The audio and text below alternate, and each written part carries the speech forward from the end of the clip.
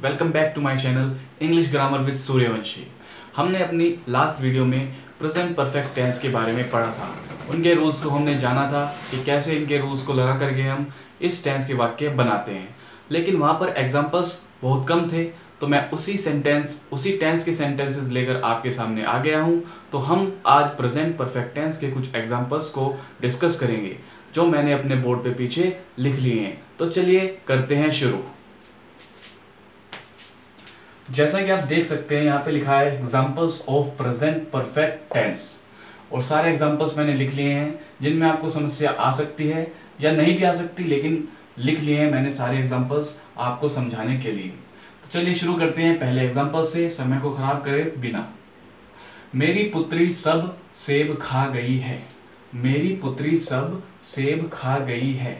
अब यहाँ सब और सेब में आप कंफ्यूज मत हो जाइएगा, ये सब है और ये सेब है।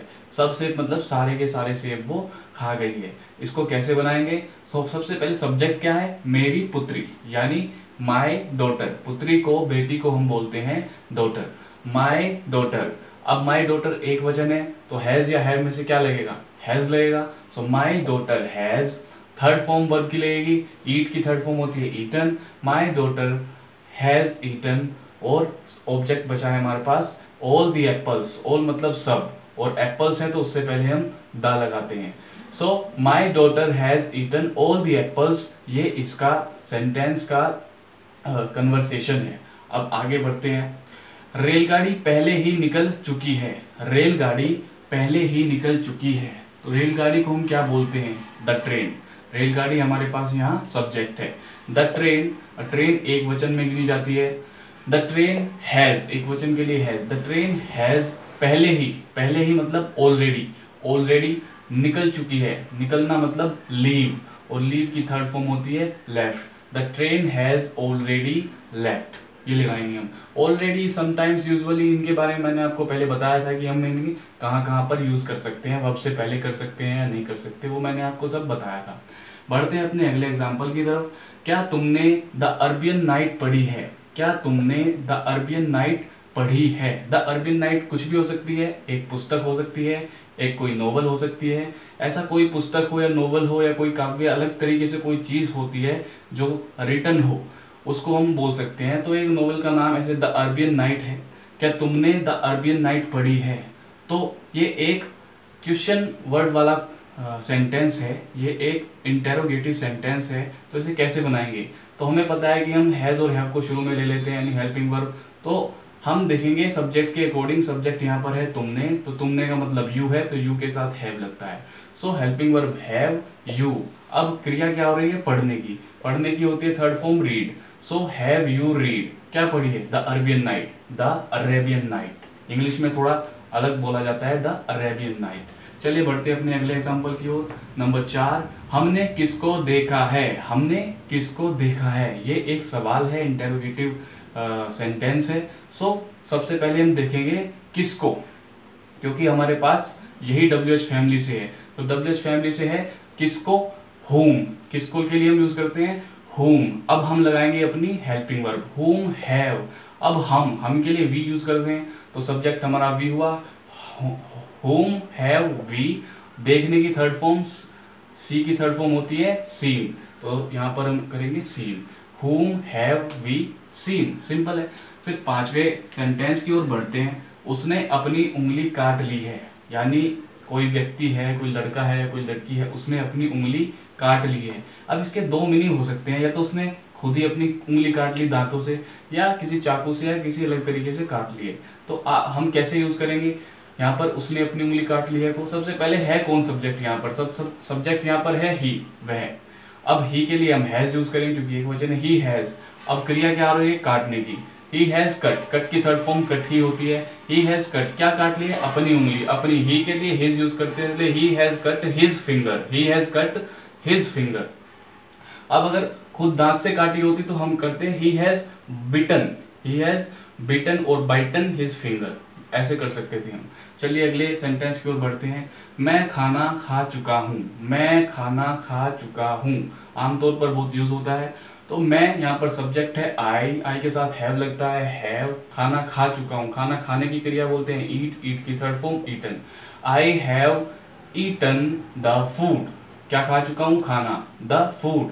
नेक्स्ट सेंटेंस की ओर बढ़ते हैं, मैंने उससे पैसे ले लिए हैं, मैंने उससे पैसे ले लिए हैं, तो मैंने यानी कि आई के साथ लगता है हैव, आई हैव लेना टेक, टेक की third form taken, I have taken क्या ले लिए पैसे, मनी, मनी से पहले कभी दा नहीं लगाते हैं, सो आई हैव टेकन मनी, किससे ले लिए हैं, उससे, सो उसका मतलब कि ही हो सकता है, तो ही के लिए him, I have taken money from him, से के लिए फ्रॉम हिम, उससे, from him, I have taken money from him.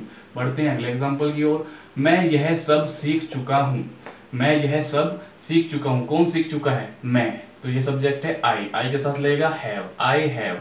अब लर्न की थर्ड फॉर्म होती है लर्न, आई हैव लर्न, क्या सीख चुका हूँ, ये सब, all this, I have learn all this. नौवे सेंटेंस की ओर बढ़ते हैं, क्या तुम बाजार जा चुके हो, क्या तुम बाजार, मान लो कोई व्यक्ति बाजार गया था, तो आप कॉल करके उससे पूछते हो क्या तुम बाजार जा चुके हो, यानी पहुंच चुके हो, तो उसके लिए हम कैसे बताते हैं, सबसे पहले तुम यहाँ पर सब्जेक्ट है, तुम का मतलब यू, तो यू के साथ हेल्पिंग वर्ब हैव यूज करते हैं, तो जो ये एक इंटेरोगेटिव सेंटेंस है, इंटेरोगेटिव सेंटेंस में हैज हैव पहले आ जाता है, तो हैव यू। अब जाने की क्रिया जो है, जाना हो रहा है क्रिया वर्ब, सो जाने की जो थर्ड फॉर्म होती है, यानी गो की जो थर्ड फॉर्म होती है वो गोन होती है, हैव यू गोन, और कहाँ, बाजार, to the market, have you gone to the market. Next, मैं अपनी कक्षा पास कर चुका हूँ, मैं अपनी कक्षा पास कर चुका हूँ, यानी उत्तीर्ण कर चुका हूँ, सो इसके लिए कैसे, तो कौन कर चुका है, मैं, आई, अपनी कक्षा पास कर चुका हूँ, आई के साथ हैव लगेगा, हेल्पिंग वर्ब हैव, क्या कर चुका है वो पास कर चुका है, तो आई हैव पास, क्या कर चुका है, अपनी कक्षा पास कर चुका है, I have pass my class, आई के लिए माई यूज होता है, यू के लिए योर यूज होता है, दे के लिए दियर यूज होता है, और वी के लिए आर यूज होता है, ओ यू आर आर। नेक्स्ट, क्या तुम नहीं नहा चुके हो, क्या तुम नहा चुके हो, नहाना यानी बाथ, बाथ भी बोलते हैं और शावर भी बोलते हैं, जब आप टेक ए शावर, जब आप शावर लेते हो तो उसको भी नहाना बोलते हैं। तो तुम यहाँ पर है तो हम लगाएंगे हैव, यू के साथ हैव लगता है, हैव यू, ये एक इंटेरोगेटिव सेंटेंस है, इसलिए हैव यू।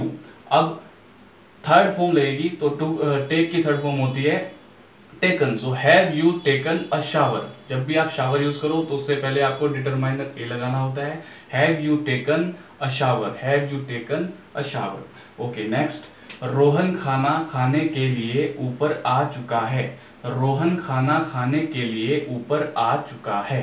तो अब यहाँ पर सब्जेक्ट हमारा कौन है, सब्जेक्ट है हमारे रोहन भाई साहब, तो रोहन भाई साहब हमारे सब्जेक्ट है, तो इनके हिसाब से चलना पड़ेगा। अब इनके हिसाब से कैसे चलना पड़ेगा, इनके हिसाब से यानी कि हमें हैज लगाना होगा, क्योंकि ये एक व्यक्ति है, ये दो व्यक्ति तो है नहीं, तो रोहन हैज। अब आ चुका है यानी आना, अब वर्ब लगाएंगे हम, तो आने को बोलते हैं हम कम, और कम की थर्ड फॉर्म होती है कम, रोहन हैज कम।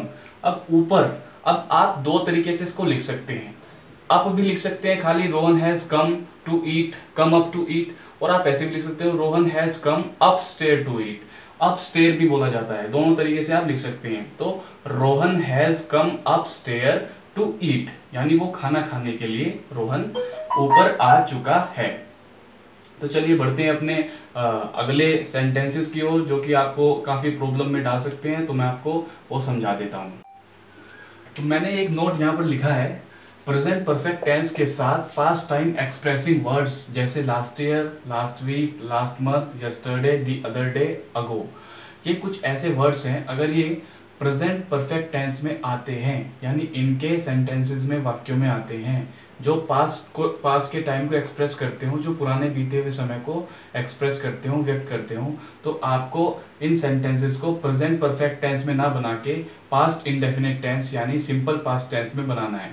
एग्जाम्पल के द्वारा समझ लेते हैं, मैंने उसे पिछले वर्ष देखा था, तो अगर प्रेजेंट परफेक्ट टेंस के अकॉर्डिंग बनेगा तो क्या बनेगा, I have seen him last year, I have seen him last year. लेकिन हमें इसको ऐसे ना बना करके पास्ट इंडेफिनिट में बनाना है, आई सो हिम लास्ट ईयर, अभी आप पास्ट इंडेफिनिट के रूल नहीं जानते हैं क्योंकि हमने अभी पास्ट इंडेफिनिट डिस्कस नहीं किया है। जब हम पास्ट इंडेफिनिट डिस्कस करेंगे तो आप समझ जाओगे। फिलहाल बस आप इतनी बात याद रखिए कि इनमें से कोई भी पास्ट टाइम एक्सप्रेसिंग वर्ड अगर प्रेजेंट परफेक्ट टेंस में आया है तो उसको कन्वर्ट करके आपको सिंपल पास्ट में बनाना है। जैसे दूसरा एग्जांपल है, वह पिछले महीने आई है। वह पिछले महीने आई है, तो वह she has arrived last month बनेगा प्रेजेंट परफेक्ट टेंस के अकॉर्डिंग, प्रेजेंट परफेक्ट टेंस के अकॉर्डिंग।